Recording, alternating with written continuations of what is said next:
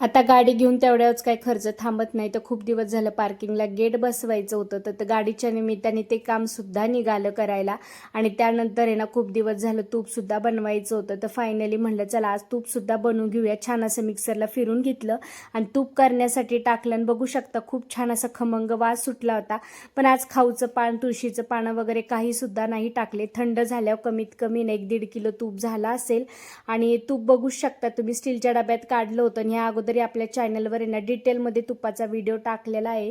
नसेल बघितलं तर प्लीज जाऊन चेकआउट करा. आणि मुलांना सुद्धा आहे ना पाणीपुरी खायची होती, तर खूप दिवस झालं बाहेर नेलं नव्हतं, तर मग आज पाणीपुरी खाण्यासाठी त्यांना बाहेर घेऊन आलो.